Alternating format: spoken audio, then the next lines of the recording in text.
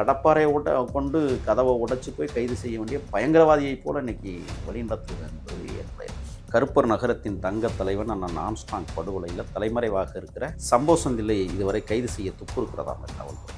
அடுத்தவர்கள் வீட்டு கதவை உடைப்பதற்கு உங்களுக்கு தகுதி என்ன இருக்கிறது என்கிற கேள்வியை நான் வைக்கிறேன். ஏன் அவரை சனிக்கிழமை கைது செய்யணும்? விடுமுறை நாட்கள் பார்த்து கைது செய்து நீதிமன்றத்தில் ஒப்படைக்கிறதுக்கு விசாரணை இல்லாமல் இப்போ அவருக்கு 24 மணி நேரம் தொடர் விசாரணை என்கிற பேரில் நீங்கள் எடுத்துருக்கிறீங்க. என்னத்தை விசாரிக்க போறீங்க? வீட்டில் இருக்கிற மோடம் உட்பட எல்லாம் பறிமுதல் செய்யப்பட்டிருக்கிறது.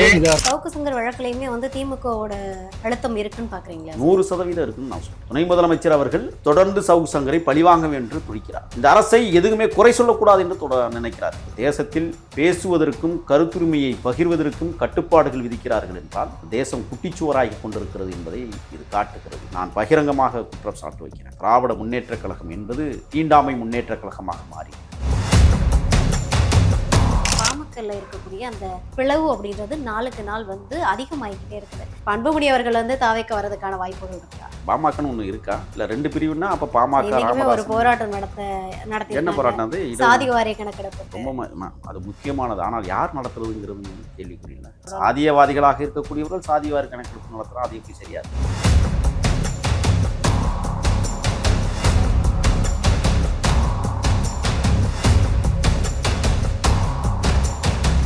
தி எக்ஸ்போஸ் நேயர்களுக்கு வணக்கம். நான் ரவீனா. இன்று நம்மோடு இணைந்திருக்கக்கூடிய சிறப்பு விருந்தினர் தாவைக்கவின் தீவிர ஆதரவாளரான முகில் வீரப்பன் அவர்கள் நம்மோடு இணைந்திருக்கிறார்கள். வாருங்கள் பேசலாம்.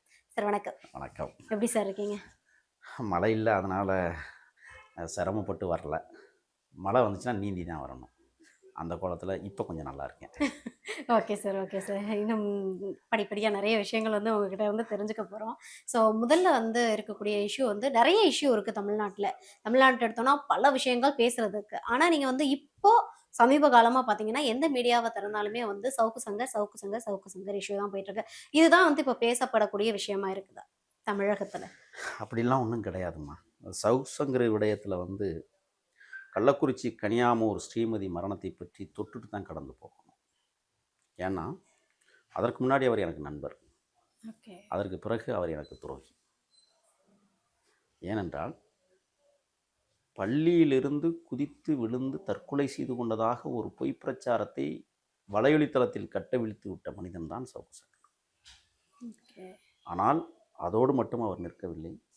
தங்கை ஸ்ரீமதியினுடைய தாயார் மரியாதைக்குரிய சகோதரி செல்வி அவர்களை படுகேவலமாக அவருடைய நடத்தையை பற்றியெல்லாம் வக்கிரமாக பேசியதையும் நாம் திரும்பி பார்க்க வேண்டிய சூழலில் இருக்கிறோம். ஆக சவுக்கு சங்கர் கைது என்பது இன்றைக்கு பணம் கொடுத்தவர்களே நான் தான் கொடுத்தேன், எனக்கு தான் மிரட்டினாங்கிற ரீதியில் அந்த பட தயாரிப்பாளர் ஒருத்தர் இன்னைக்கு வலைவலித்தளத்தில் பேட்டியை கொடுக்க முடிஞ்சது பார்க்கிறோம். எந்த எல்லைக்கும் போய் சம்பாதிக்கலாம் அப்படிங்கிற ஒரு குறுகிய மனநலம் ஒரு மனிதனுக்கு வறுமையானால் அவர்கள் இதை போன்ற சிறை கம்பிகளை எண்ணித்தான் ஆகும். இல்லை, ஒரு பக்கம் இது எலெக்ஷன் டைம் வருது, அதனால டிஎம்கேயோட நம்ம 2 பக்கமே பேசி தான் ஆகணும். இந்த விடயத்தில் என்னன்னா திராவிட முன்னேற்ற கழகம் என்கிற திமிர் பிடித்த முட்டாள் கழகம். திமுகவுக்கு விளக்கமே அதுதான். இவர்கள் இந்த செய்கிற பித்தலாட்ட வேலைகள் தமிழ்நாட்டை பொறுத்தவரை சுரண்டி கொடுத்துருக்கிறார். கொஞ்சம் நஞ்சம் அல்ல. ஊழல் துறை அமைச்சரும் அதில் தான் இருக்கான், மணல் கொள்ளை அமைச்சரும் அதில் தான் இருக்கிறான், மனித கொலை நடத்துகிற அமைச்சரும் அங்கே தான் இருக்கிறான், ரவுடிகளுக்குன்னே ஒரு அமைச்சர் இருக்கிறானுங்க.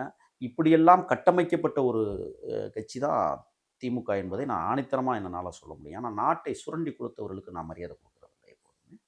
அந்த வகையில் சவுக்கு சங்கர் அவர்கள் இந்த அமைச்சரினுடைய அந்தரங்கங்களாக இருக்கட்டும், அல்லது அமைச்சர்களுடைய லீலைகளாக இருக்கட்டும், அல்லது அமைச்சர்களுடைய கொள்ளையடிக்கிற திறனாக இருக்கட்டும், எல்லாத்தையும் அவர் உண்மையிலேயே தோலுரித்து காட்டினார். அதில் திராவிட முன்னேற்ற கழகத்துக்கு இப்போ மிகப்பெரிய பயம் தொற்றி கொண்ட காரணத்தால் இந்த பயத்தின் அடிப்படையில் என்ன செய்கிறாங்கன்னா வீட்டு கடப்பாரை கொண்டு கதவை உடைச்சு போய் கைது செய்ய வேண்டிய பயங்கரவாதியை போல இன்னைக்கு வழிநடத்துவது என்பது ஏற்புடையது. இல்ல, போலீஸ் வராங்கன்னு தெரிஞ்ச உடனே நீங்க என்னென்ன சாதாரணமா ஓபன் பண்ணி கேட்டிருந்தீங்கன்னா இவ்வளவு பெரிய இஷ்யூ ஆயிருக்காது இல்லையா? தீயணைப்புத்துறை வந்திருக்க வேண்டாம், ஆம்புலன்ஸ் வந்திருக்க வேண்டாம், இத்தனை போலீஸ் வந்திருக்க வேண்டாம். இவங்க நீங்க அதுக்கு முன்னாடியே பாத்தீங்கன்னா அதையுமே லைவ் டெலிகாஸ்ட் பண்றாங்க. அதாவது போலீஸ் வர்றாங்க, கடப்பாரை வச்சு உடைக்கிறாங்க அப்படின்னு. அந்த மாலத்தேன்ற அவங்களுமே என்ன பண்றாங்க அப்படின்னா போலீஸ் வரப்போகுது, எங்களை கைது செய்ய போகுது அப்படின்னு ஒரு வீடியோவும் போட்டுட்டு இருக்காங்க.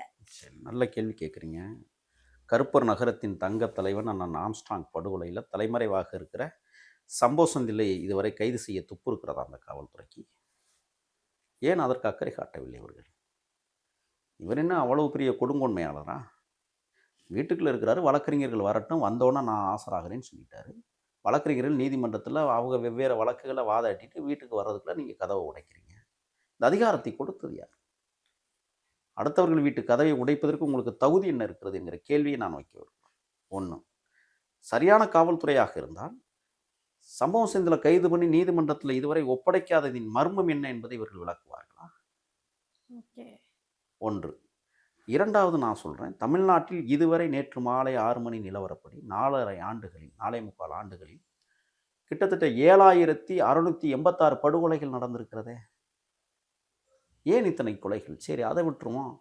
33 ஆணவ படுகொலைகள் இந்த மண்ணில் அரங்கேற்றம் செய்திருக்கிறார்கள் இந்த திருட்டு மாடல் அரசு. எப்படி அதை எடுத்துக்கொள்வது? 39 ரேஃபன் மர்டர், கற்பழித்து படுகொலை, 9 போக்சோ வழக்குகளில் காவல்துறையை சம்பந்தப்பட்டிருக்கிறது. எப்படி இதை எடுத்துக்கொள்வது?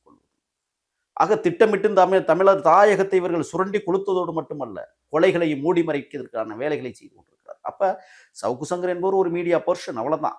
அவர் என்ன பெரிய போராளியா? சொல்லுங்க, தத்துவ போராளியா இல்ல தலைமறைவு போராளியா? எதற்காக இவ்வளவு விளம்பரம்? சம்மன் அனுப்புனீங்க, முறையா பதில் சொல்லியாச்சு. அவர் சொல்லிட்டார் முறையா, எனக்கு அதுக்கும் எந்த தொடர்பும் இல்லைன்னு. சரி, ஏன் அவரை சனிக்கிழமை கைது செய்யணும்? விடுமுறை நாட்கள் பார்த்து கைது செய்து நீதிமன்றத்தில் ஒப்படைக்கிறதுக்கு விசாரணை இல்லாமல் இப்போ அவருக்கு 24 மணி நேரம் தொடர் விசாரணை என்கிற பேரில் நீங்கள் எடுத்துருக்கிறீங்க. என்னத்தை விசாரிக்க போகிறீங்க? சரி, 85,000 ரூபா பணம் அவருடைய அக்கௌண்ட்டில். திருப்பி இந்த கேள்வி என்ன கேட்குறேன், உங்கள் அக்கௌண்ட்டில் எவ்வளோ இருக்குது? எனக்கு அக்கௌண்ட்டே இல்லை. ஏன்னா இந்த மாதிரி பசங்களாம் இப்படி பண்ணுவாங்கன்ட்டு தான் நான் அக்கௌண்ட்டே வச்சுக்கிறேன். புரியுதுங்களா? காசு கிடச்சா செலவழிப்பேன், காசு இல்லைன்னா கம்முன்னு கிடப்பேன். ஏன்னா எனக்கு எந்த பழக்கமும் இல்லை. அப்போ சவுக்கு சங்கர் அக்கௌண்ட்டில் தொடர் 85,000 ரூபா ஏறி இருக்குது, அடுத்து 94,000 ஏறி இருக்குது. இவங்களே ஒரு கட்டுக்கதையை விட்டாங்க, அது உண்மையை நிரூபித்தாங்க. இதெல்லாம் பணம் ஏறி இருக்குது அப்படின்னா அது அவர் நீதிமன்றத்தில் இது பண்ண போகிறாரு. அதை ஏன் வெளியிடுறீங்க? இப்போ எடுத்துக்காட்டு ஒன்று சொல்கிறேன். ஆம்ஸ்ட்ராங் அண்ணன் படுகொலையில் 24 மணி நேரத்துக்குள்ள குற்றவாளிகள் இவர்கள் தான் சொல்லி ஜொமேட்டோ பணியில் நான் இந்த குற்றவாளிகளை படம் போட்டு திருவேங்கடம், பொன்னைப்பாடு, அருண் அப்படிலாம் காட்டினீங்கல்ல. ஏன் கோவை கல்லூரி மாணவி கற்பழித்த விடயத்தில் 3 குற்றவாளிகளை நீங்கள் புகைப்படத்தை ஆதாரமே காட்டலை?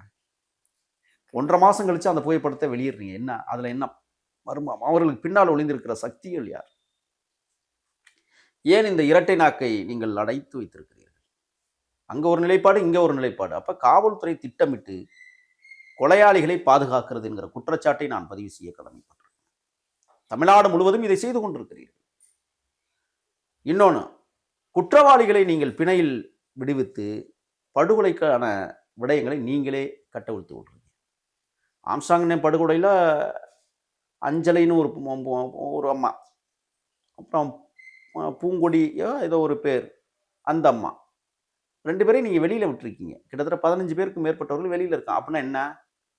எவனை எப்படியோ எக்கெடுப்பட்டு போகிறான், ஓகே, அவன் இவனை கொல்லட்டும், இவன் அவனை கொல்லட்டும். குளிர்காய்கிறார்கள் காவல்துறையினர், தூண்டி விடுகிறார்கள். திட்டமிட்டு கொலைகளை அரங்கேற்றம் செய்வதற்கு இவர்கள் தான் முழு காரணமே. ரவுடிகளை உருவாக்குவதே காவல்துறையை சேர்ந்தவர்கள் தான் என்கிற குற்றச்சாட்டை நான் அழுத்தமாக பதிவு செய்கிறேன். சவுக்கு சங்கர் வழக்குலையுமே திமுகவோட அழுத்தம் இருக்குன்னு பார்க்குறீங்களா? 100% இருக்குன்னு நான் சொல்கிறேன். துணை முதலமைச்சர் அவர்கள் தொடர்ந்து சவுக்கு சங்கரை பழிவாங்க என்று துடிக்கிறார். என்ன எப்போ பழிவாங்க போகிறாங்கன்னு எனக்கே தெரியல. இந்த அரசை எதுவுமே குறை சொல்லக்கூடாது என்று நினைக்கிறார்கள். குறை இருந்தால் தானே நிவர்த்தி செய்ய முடியும். கண்கூட பார்க்குறோம், எத்தனையோ கொலைகள் நடக்குது, எத்தனையோ பாலியல் வன்கொடுமைகள் நடக்கும்போது திமுக அரசு எப்படி குறை சொல்லாமல் இருக்க முடியும்? இல்லை, அதுதான் இப்போ பிரச்சனை. நீங்கள் எதையுமே சொல்லாதீங்க, எதையுமே கண்டுக்காதீங்க. நான் ஒன்று சொல்கிறேன். திருப்பத்தூர் மாவட்ட ஆட்சியர் அலுவலகம் 2021 110 கோடி ரூபாயில் திட்டமிடப்பட்டு கட்டப்பட்ட கட்டிடம். இன்றைக்கு இருக்கிற முதலமைச்சர் அவர்கள் அதை 2024 திறந்தார். 2025 கழிவறைகள்லாம் உடைச்சாச்சு, கட்டடங்களே பொழந்துக்கிட்டு இருக்கு. எப்படி இருக்கு? 110 கோடி எங்க? நான் ஆகையால் தான் தொடர்ந்து சொல்கிறேன், அரசு கட்டிடங்களில் மழைக்காலங்களில், மழை பேரிடர் காலங்களில் தயவு செய்து மக்கள் ஒதுங்கி விடாதீர்கள். அது போலியான கட்டடங்களாக இருக்கிறது, எந்த நேரத்திலும் இடிந்து விடக்கூடிய அபாய சூழல் இருக்கிறதுன்னு சொல்கிறேன். இவர்கள் எதையுமே தரமற்ற முறையில் தான் செய்கிறார்கள். இப்பவுமே ஒரு வாரத்துக்கு முன்னதாக ஒரு எம்எல்ஏ போய் விசிட் பண்ண ஒரு பள்ளிக்கூடத்தோட மேற்கூரையே இடிஞ்சு விழுந்திருக்கேன் சார். அது நீங்கள் இன்னொன்று ஆதாரப்பூர்வமாக நான் உங்கள்கிட்ட காட்டுறேன். புதுக்கோட்டை மாவட்டம் திருமயம் தொகுதி அரிமளம் ஒன்றியம் கடையக்குடி ஊராட்சிக்கு உட்பட்ட பகுதியில் சமத்துவபுரம் கட்டுறாங்க. 6.5 கோடி ரூபாய் செலவில் அந்த கட்டடங்கள் கட்டுறாங்க. ஒரு வீட்டுக்கு 6.5 லட்சம் என்று ஒதுக்கி இருக்கிறார்கள். 100 வீடுகள் கட்டப்பட்டு கொண்டிருக்கிறது. அதற்கு பக்கத்திலே சாதியை சொல்லுகிறேன் என்று நீங்கள் தவறாக நினைத்து விடக்கூடாது. குறவர் காலனி என்கிற ஒரு காலனி இருக்கு. அந்த காலனியில் இருக்கிற வீடுகளை பார்த்தீங்கன்னு வச்சுங்களேன், பச்சிளம் குழந்தை மார்பில் பால் ஊட்டி ருசித்து குடித்து கொண்டிருக்கிற அந்த குழந்தை, எந்த நேரத்திலும் கட்டடம் விழுந்தால் அந்த குழந்தை என்ன ஆகுமே தெரியாத ஒரு அவலச்சூழல். மேலே காங்கிரீட்டு அதுக்கு கம்பை வச்சு முட்டு கொடுத்துருக்காங்க. இந்த கொடுமை உலகத்தில் எங்காவது நடந்தே இருக்கிறதா? சமத்துவபுரம் கட்டுறாங்க, கொள்ளையடித்துக் கொண்டிருக்கிறார்கள் 2 ஒன்றிய செயலாளர்கள் அங்கே. அந்த ஒன்றியத்துக்கு இளையராஜான்னு ஒருத்தரும் ராமலிங்கம்னு ஒருத்தர் 2 பேரும் சேர்ந்து கொள்ளையடித்துக் கொண்டிருக்கிறார்கள். அப்பாவிடம் பண வசூல் செய்கிறார்கள். 1.5 லட்சம் ஒரு ஆளுக்கு வசூல் செய்கிறார்கள் அந்த வீடுகளுக்கு. சமத்துவம் சொல்லிட்டு தாழ்த்தப்படுத்தப்பட்டவர்களுக்கு தனியாமா. எப்படி இருக்குது? பிற வகுப்பினருக்கு தனியா. இதுக்கு பேர் சமத்துவபுரம். கொள்ளையடிப்பதையே குறிக்கோளாக வைத்துக் கொண்டு தமிழ்நாட்டை சுரண்டி கொடுக்கிற கூட்டமாக திருட்டு மாடல் ஆட்சி திகழ்வதால் தான் என் போன்றவர்கள் இன்றைக்கு குறைகளை சுட்டி காட்டி கொண்டிருக்கிறோம். உங்களை நாங்கள் வசப்பாடல. இவ்வளவு பிழைகள் நடந்து கொண்டிருக்கிறது. சவுக்கு சங்கர் விடயத்தில் இவ்வளவு அவசரம் ஏன்? நம்ம சனிக்கிழமை கைது பண்ணணும், திங்கக்கிழமை கைது பண்ணலாமே, நீதிமன்றத்தில் ஆசைப்படுத்தலாமே. அவர்கள் என்ன நோக்கம் என்றால், ஞாயிற்றுக்கிழமை விசாரணை இல்லை, விடுமுறை நாள், சனி ஞாயிறு. ஏன் இந்த திட்டமிட்ட வேலையை நீங்கள் செய்து கொண்டிருக்கிறீர்கள்? அப்போ பழிவாங்க வேண்டும் என்பதிலே நீங்கள் குறியாக இருக்கிறீர்கள். மக்கள் பழிவாங்க துடிக்கிறார்கள். இந்த வழக்கே கிட்டத்தட்ட ஜூன் மாசத்திலேயே நாங்க கோர்ட்ல போயிட்டு கேஸ் கொடுத்துட்டோம், போலீஸ் ஸ்டேஷன் போய் கேஸ் கொடுத்துட்டோம். ஆனா முறையான நடவடிக்கை சவுக்கு சங்கர் மேல எடுக்கல அப்படின்னு அந்த பாதிக்கப்பட்ட 2 பசங்க பேசுறதை நம்ம பார்க்க முடிஞ்சது. ஏன் இவ்வளவு காலதாமதம்? இப்ப அந்த பாதிக்கப்பட்ட பசங்கள் என்று சொல்லக்கூடியவர்கள் உதயநிதிக்கு மிக நெருக்கமான நண்பர்கள் என்று சொல்லப்படுகிறது. இதை எப்படி பாக்குறீங்க? ஆக இதுக்குள்ள ஒரு மிகப்பெரிய ஜாம்ராஜ்யம் வாழ்ந்து கொண்டிருக்கிறது. இப்ப சவுக்கு சங்கரை பழி தீர்த்துட்டான். நீங்கள் வருகிற சட்டமன்ற தேர்தலில் வெற்றி பெற போகிறீர்களா? மக்கள் முடிவெடுத்திருக்கிறார்கள். அவங்க எடுத்து ரொம்ப நாளாச்சு. காட்டுவதற்கு தயாராகி கொண்டிருக்கிற காலச்சூழலில் நீங்கள் சவுக்கு சங்கரை கைது செய்திருக்கிறீர்கள் என்றால் நீதிமன்றம் சரியான தீர்ப்பை அவருக்கு வழங்கும் என்று நான் நம்புகிறேன். ஏன்னா அவர் மேலே எனக்கு ஒரு பெரிய வெறுப்பு இருக்குது ஸ்ரீமதி மரண வழக்கில். ஆனால் அவர் கைது செய்யப்பட்டிருப்பது என்பது சட்டத்திற்கு புறமானது என்றே நான் கருதுகிறேன். இந்த தேசத்தில் பேசுவதற்கும் கருத்துரிமையை பகிர்வதற்கும் கட்டுப்பாடுகள் விதிக்கிறார்கள் என்றால் இந்த தேசம் குட்டிச்சுவராகி கொண்டிருக்கிறது என்பதை இது காட்டுகிறது. நான் பகிரங்கமாக குற்றம் சாட்டு வைக்கிறேன். திராவிட முன்னேற்றக் கழகம் என்பது தீண்டாமை முன்னேற்றக் கழகமாக மாறியிருக்கிறது. அதோடு மட்டுமல்ல, திராவிட மாடல் ஆட்சி என்பது தீண்டாமை மாடல் ஆட்சியாக மருவி இருக்கிறது. எங்கு பார்த்தாலும் சேரிகளுக்கென்று தனிச்சுடுகாடுகள், எங்கு பார்த்தாலும் இரட்டை கொலை முறைகள். சேலம் மாவட்டத்தில் சுற்றுச்சுவர்கள், அந்த சுவருக்கு நடுவில் வருகிற தாழ்த்தப்படுத்தப்பட்ட மக்கள் கேட்டால் சாதிய தீண்டாமை சுவர் என்று பேசுகிற அளவிற்கு இன்னைக்கு 2025 இவர்கள் லட்சண ஆட்சி 75 ஆண்டு காலம் என்று பீற்றிக் கொள்ளுகிற இந்த திராவிட முன்னேற்ற கழகம். திராவிடம் என்பது உங்களுக்கு உரித்தான சொல்லல் அல்ல. திராவிடம் என்பது ஒடுக்கப்பட்டவர்களின் சொல்லாடல், அடக்கப்பட்டவர்களுக்கான உரிமை சொல்லது. உங்களுக்கு மட்டும் சொந்தமல்ல. ஆனால் இன்றைக்கு திராவிடத்தை கெடுத்து வைத்திருக்கிற காரணத்தால் உங்கள் மீது எங்களுக்கு பெருத்த சந்தேகம் வருகிறது. உங்கள் ஆட்சி காட்டாட்சி, தற்பாராட்சி. இன்னொரு விஷயம் என்ன இப்ப பேச பொருளா மாறி இருக்கு அப்படின்னா, பாமகல இருக்கக்கூடிய அந்த பிளவு அப்படின்றது நாளுக்கு நாள் அதிகமாகிக்கிட்டே இருக்குது. இப்படி இருக்கும்போது அதுக்கு மெயினான ரீசன் என்ன சொல்லப்படுது அப்படின்னா, அன்புமணி அவர்கள் டிவிகே பக்கம் போக இருக்கிறதாவும், இல்ல ராமதாஸ் அவர்கள் பிஜேபிக்கு தான் போகணும் அப்படின்றதுல தான் பிரச்சனையே ஆரம்பிச்சிச்சுன்னு பேசப்படுது. அன்புமணி அவர்கள் தாவேக்க வர்றதுக்கான வாய்ப்புகள் இருக்கா? ஒட்டுமொத்தமாக இருக்கும்போதே உதாசீனப்படுத்திய கட்சிகள் நிறைய. பாமகன்னு ஒன்று இருக்கா தமிழ்நாட்டில்? இருக்குன்னா சொல்லுங்க. இல்லை 2 பிரிவுன்னா அப்போ பாமக ஒரு போராட்டம் நடத்தி என்ன போராட்டம்? அது சாதி வாரிய கணக்கெடுப்பு ரொம்ப அது முக்கியமானது. ஆனால் யார் நடத்துறதுங்கிறது கேள்விக்குறியில்லை. சாதியவாதிகளாக இருக்க இல்ல சாதியவாதிகளாக இருக்கக்கூடியவர்கள் சாதிவாரி கணக்கெடுப்பு நடத்துறா, அது எப்படி சரியா இருக்கும்? இப்போ அதுல கருநாகராஜன் பாஜக இருந்து போயிருக்காங்க. எல்லா RSS மூலம் கலந்து கொள்வார்கள். அப்படி என்றால் RSS தத்துவத்தை பாட்டாளி மக்கள் கட்சி ராமதாஸ் பிரிவும் ஏற்றுக்கொண்டிருக்கிறது, பாட்டாளி மக்கள் கட்சி அன்புமணி பிரிவும் ஏற்றுக்கொண்டிருக்கிறது. ஒட்டுமொத்தமா அதுல பாஜக RSS இருக்குன்னு நீங்களே ஒத்துக்கிட்டீங்க. அப்படி இருக்கும்போது அன்புமணி அவர்கள் தாவேக்கால அதை அக்செப்ட் பண்ணிக்கிறக்கூடிய ஒரு விஷயமா இருக்குமா? இல்லை, வாய்ப்பே இல்லை. இன்னைக்கு தமிழக வெற்றி கழகம் அவர் நடத்துகிற எந்த கூட்டங்களுக்குமோ அல்லது போராட்டங்களுக்குமோ இணைந்து செயல்பட வாய்ப்பே இல்லை என்று தலைமை அறிவித்திருக்கிறது. அதை நீங்கள் உற்று நோக்கணும். அது மட்டும் இல்லை, இப்போ பாட்டாளி மக்கள் கட்சி 2 பிரிவாக இருக்கிறது. அப்பனுக்கும் மகனுக்குமான சண்டை. எனக்கு எதை நினைவுபடுத்துகிறது என்றால், அக்பரை கொள்ளுவதற்கு அவுரங்கசீப் பிரியாணியை கண்டுபிடித்த கதை போல இருக்கிறது. பிரியாணியுடைய வரலாறு உங்களுக்கு தெரியுமா? அக்பர் அரசாட்சி ஆண்டு கொண்டிருக்கிற போது அப்பன் தன்னுடைய அரசாட்சியினுடைய அந்த அதிகாரங்களை தனக்கு பகிர்ந்தளிக்க வேண்டும் என்று அவுரங்கசீப் விரும்பினார். ஆனால் அவர் கொடுக்கவில்லை. ஆகையால் அப்பனை கொள்வதற்கு பிரியாணி என்கிற ஒரு வகையான உணவை கண்டுபிடித்தார்கள். 3 வேளை அதை தின்னாலும் செத்துப்போவான், ஒரு வேளை தின்னாலும் செத்துப்போவான் என்பதற்கு இணங்க தான் அவுரங்கசீப் கண்டுபிடித்த ஒரு உணவு முறை தான் பிரியாணி. மரியாதைக்குரிய அன்புமணி அவர்களே, பிரியாணியை உங்கள் தகப்பனுக்கு கொடுங்கள், அவருடைய அதிகாரத்தை நீங்கள் கைப்பற்றுங்கள் என்று நான் வழிகோடுகிறேன். நீங்கள் அதுக்கு தானே இப்போ கட்சியை உடச்சி நிற்கிறீங்க. வெக்கமால இன்னொன்று தன்வினை தன்னை சுடும். தருமபுரி மாவட்டத்தில் நீங்கள் நடத்திய கலவரங்கள், தம்பி இளவரசனை படுகொலை செய்த உங்கள் கட்சி, திவ்யா இன்றும் வாழாமல் தவிக்கிற மோசமான சூழல், இளவரசனுடைய ஆத்மா உங்களை சும்மாவே விடாது, சுற்றி சுற்றி அடிக்கும். நீங்கள் நடத்திய போலி அரசியல் நாடகம் இப்பொழுது வெளிச்சத்திற்கு வந்திருக்கிறது. அப்பனுக்கும் எனக்கு எதுக்கு சண்டை? குடும்ப கட்சியை மாத்திரக்கூடாது, இல்லை முகிலன் அவங்களை உள்ள கொண்டு வந்தது தானே சார் பிரச்சனை மாறுச்சு. அங்கே தானே சார் முதல்ல பிரச்சனை ஆரம்பிக்குது. அதாவது இவங்களுடைய நோக்கம் என்னன்னா, பல லட்சம் கோடிகளை கொள்ளையடித்து வைத்திருக்கிறார். கொஞ்சம் நஞ்சம் அல்ல, அதே பெருசாக பீத்துக்குவானுங்க. 108 நாங்கள் தான் 108 கொண்டு வந்தது ஆந்திராவில் ராஜசேகர ரெட்டி கொண்டு வந்த திட்டம்.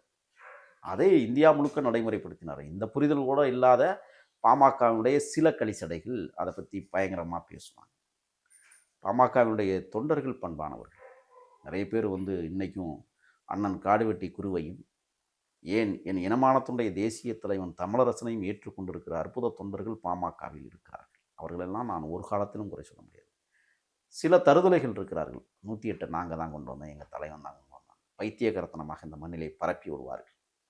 ஒன்றை மட்டும் சொல்லுகிறேன், ராமதாஸ் எங்கே போனாலும் தோற்று போகும், அன்புமணி இப்போ எங்கே போனாலும் வெல்லாது. ஏன்னா ஒரு உடம்பை 2 பாதியாக்கி விட்டார்கள். உயிரற்ற நிலையில் பாமக இருக்கிறது. ஆகையால் அவர்களை சீண்டுவதற்கும் யாரும் இங்கு தயாராக இல்லை, அவர்களை அழைப்பதற்கும் யாரும் தயாராக இல்லை.